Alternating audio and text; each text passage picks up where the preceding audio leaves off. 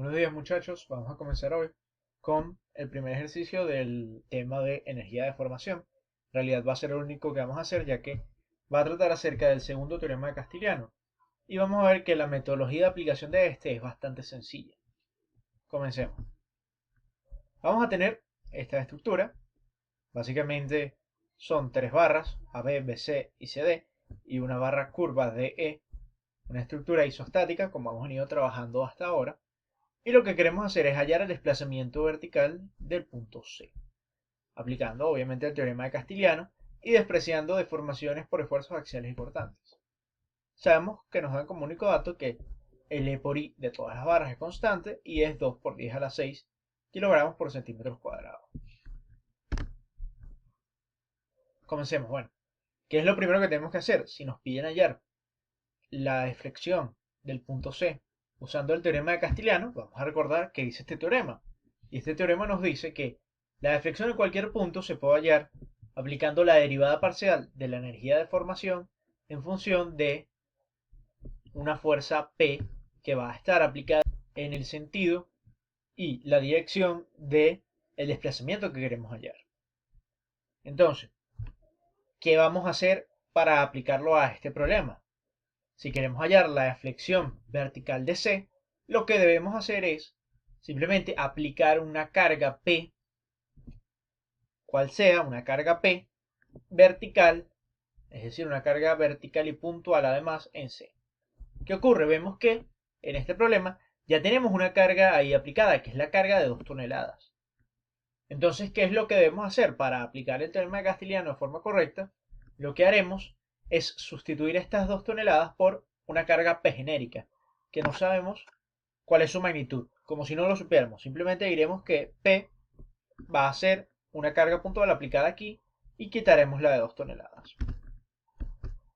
En lo que nuestro sistema nos quedará de esta forma. La estructura es exactamente igual, solo que agregamos la carga P y en este caso, como había una carga ahí, la reemplazamos. ¿Cómo vamos a trabajar luego con esto? Bueno, una vez que nosotros hayamos hecho las derivadas parciales de la energía de formación, lo que necesitaremos hacer, lo que haremos al final, es sustituir donde aparezca P por el valor original de la carga, que es 2 toneladas. Eso es todo lo que deberemos hacer para poder trabajar con eso. Ahora, ¿cuál es el siguiente paso que debemos hacer? Resolver la estática de la estructura. ¿Y para qué necesitamos resolver la estática? Bueno, necesitamos la estática para obtener las ecuaciones de esfuerzos y poder derivarlas y obtener la derivada parcial de la energía de deformación que depende de las ecuaciones de esfuerzo en función de la carga P. ¿Qué es lo primero que vamos a hacer? Bueno, hallamos las reacciones en la base. Eso significa que lo primero que haremos es aplicar momento de D hacia E para obtener la reacción vertical. Luego, por sumatoria de fuerzas verticales podremos hallar A vertical, por sumatoria de fuerzas horizontales hallamos A horizontal y aplicando momento de D hacia A o el momento general de toda la estructura, podemos hallar el momento que se genera en A. Resolviendo aquí como tenemos y era más detalladamente cuando estén estudiando la presentación, hallamos las reacciones en las juntas a tierra. Vemos que estas reacciones van a depender de la carga P. Hay unas que no dependen y eso simplemente significa que esa reacción no, no va a ser condicionante aquí en el teorema de Castiliano. Ahí nos está diciendo que estas reacciones no van a generar, no van a contribuir al desplazamiento en C. Sigamos, vamos a ver esto un poquito más adelante y entenderán qué ocurre cuando digo que no contribuye al desplazamiento de C. Hacemos entonces el despiece, seguimos resolviendo lo que es la estática. Vemos que teníamos aquí un momento de 2 toneladas menos 4P. ¿Por qué el momento es 2 toneladas metro menos 4P? Porque es positivo, es decir, este es el sentido real del momento para las 2 toneladas y el sentido inverso para el 4P. ¿Por qué decimos que es el sentido inverso para el 4P? Porque cuando resolvemos aquí la estática, vemos que en este sentido la equilibrante nos está dando menos 2P. O sea que el sentido real de la componente 2P es, si aquí es antihorario, va a ser horario. ¿Cómo lo vemos? Bueno, si resolvemos primero la estática de BC, vemos que BC es un voladizo. Por lo tanto, es un cuerpo rígido.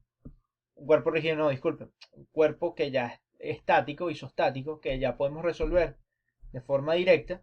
Y al aplicar reacciones vemos que se genera un momento de 2P en este sentido.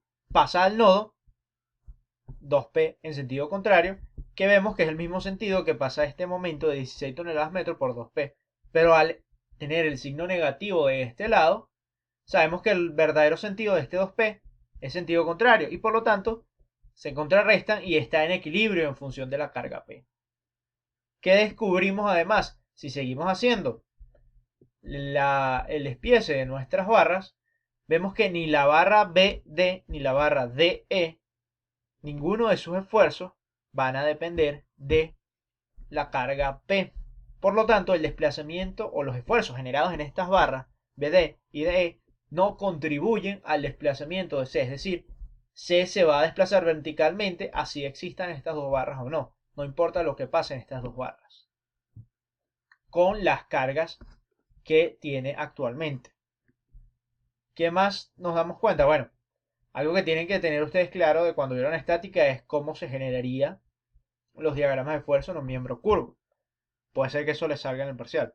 Entonces tienen que estar claros de cómo se genera un diagrama de esfuerzo. Saben que va a estar en función del seno y el coseno, las componentes de esfuerzos normales y esfuerzos cortantes, el seno y el coseno, en función del ángulo que se genera con el X y la tangente en el punto del esfuerzo, de la barra. Eso simplemente revísenlo y recuerden cómo se hace. Entonces, como les digo, pues tenemos las ecuaciones de esfuerzos y vemos que el esfuerzo cortante para AB es 8 toneladas más P menos S, recordando que S es la componente a lo largo de la longitud de la barra, que podría ser X si la barra es horizontal, pero aquí lo llamaremos S. Y luego el momento es 2 toneladas metro menos 4P más 8 toneladas más P multiplicado todo eso por S, menos S cuadrado entre 2. Y luego para la barra BC sabemos que el momento, la fuerza cortante es Q, es P, y el momento es 2P más P por S. Recordemos, S es esa componente longitudinal, es el término independiente. Vemos que también podemos calcularlo para la barra CD y lo hubiéramos también calculado para la barra DE, pero como les dije, al no tener ninguna de las dos barras esfuerzos en función de P, cuando hallemos la derivada parcial, la derivada va a ser 0. Por lo tanto, estos dos elementos no están contribuyendo al desplazamiento vertical de C y no nos interesa lo que pase con sus esfuerzos. ¿Por qué? Porque ya lo vamos a ver una vez resuelta toda la estática y obtenidos los diagramas de momento, que son las solicitaciones que nos interesan. Vamos al paso 3, que es derivar esas ecuaciones en función de P. Si derivamos esas ecuaciones de momento en función de P, estamos obteniendo, en el caso de la barra AB, donde el momento era 2 toneladas metro menos 4P más 8 toneladas más P multiplicado por S menos S cuadrado entre 2, obtenemos que la derivada es S menos 4. Y además en la barra BC obtenemos que la derivada es S menos 2. Luego, si en la ecuación original de momento, es decir, esta ecuación completa, sustituimos P por su carga original, recuerden que P era esta carga vertical, que era en realidad 2 toneladas. Si sustituimos esas 2 toneladas en la ecuación original, nos da las dos ecuaciones originales, es decir, 16 toneladas metro más 10 toneladas metro por S menos S cuadrado entre 2 y menos 4 más 2S. En el caso de que sustituimos en la ecuación original de momento el P por las 2 toneladas. ¿Por qué hacemos esto? Bueno, vamos a verlo más adelante. Pero, ¿qué pasaría, por ejemplo, si esa P no existiera en las cargas originales? Si en las cargas originales P no existiera, simplemente sustituimos el valor en esta ecuación por 0. En este caso lo sustituimos por 2 porque sí existía. Si no existiera, lo sustituimos por 0 y terminamos de utilizar esa carga P. Ahora, ¿qué pasa? ¿Por qué les digo que necesitamos tanto la derivada parcial como la carga original? Si recordamos por la ley de Clapeyron, esta era la expresión de la energía de deformación interna. Nosotros, como sabemos que las derivadas van a ser constantes en toda la longitud de la barra, podemos hacer la derivada, podemos colocarla internamente en la integral de energía de deformación. Y sabemos que en toda esta integral lo único que depende de la carga P es el esfuerzo. Como en estas integrales lo único que depende de la carga P es el esfuerzo, y como lo único que depende de la carga P es el esfuerzo, bajamos el exponente, multiplicamos por la derivada y por lo original, es decir, lo que está elevado. En ese caso lo que nos queda es que esta integral derivada en función de P nos va a quedar la integral multiplicada por la derivada del esfuerzo en función de P por el esfuerzo original por ds entre, en este caso como es momento, E por I. ¿Qué ocurre? Por eso es que nosotros necesitamos tanto la ecuación de esfuerzo original con el P que se haya sustituido, sea P0 o la carga, multiplicada por la derivada parcial de ese esfuerzo. Necesitamos los dos casos. Ahora, como sabemos que no nos interesan ni solicitaciones axiales, ni cortantes, ni torsores, lo único que nos interesa es la integral de momento que aplicaremos a la barra AB y BC. Entonces, como les dije, vamos a tener la integral a lo largo de la longitud de la barra, por eso la coordenada no es X o Y, sino S, de S-4 en este caso de la barra AB, que es la derivada del esfuerzo de momento en función de la carga P, por la ecuación del esfuerzo de momento ya con el P sustituido. En este caso el P era 2 toneladas. Lo mismo pasa con la barra BC, la derivada parcial en función de P, multiplicado por el diagrama de momento, la ecuación de momento en función de S, que es nuestra coordenada a lo largo de toda la longitud. Resolvemos las integrales, sustituimos el E por I y nos da entonces que la desplazamiento vertical del punto C, es decir, la componente de desplazamiento que hemos utilizado, va a ser menos 4,33 por 10 a la menos 3 metros, es decir, menos 0,04 centímetros. ¿Qué acabamos de obtener? Bueno, al aplicar esta derivada parcial de la energía de deformación interna en función de P, sabemos por el teorema de Castiliano que eso es el desplazamiento del punto de aplicación y la dirección de P.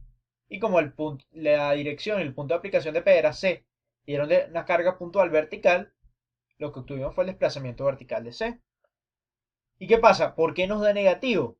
¿Qué representa ese negativo? Como sabemos que todo esto se deriva de energía y de trabajo, sabemos que si es negativo, significa que este desplazamiento está en sentido contrario a el sentido en que se supuso la carga original P. Es decir, que si revolvemos a la imagen original, disculpen que los maree con devolviendo imágenes, pero vamos a devolver y ver la imagen original, sabemos que como supusimos esta carga P en sentido negativo, es decir, hacia abajo, y el resultado nos dio negativo, significa que el sentido es contrario a como lo supusimos originalmente, es decir, C va a subir 0,04 centímetros. Y eso, bueno, tiene cierta lógica porque es producto de que, aunque esta carga P, que sabemos que sí existe en la realidad y es 2 toneladas, está haciendo que se baje, esta carga distribuida va a hacer que esto, digamos, flecte y suba un poco así.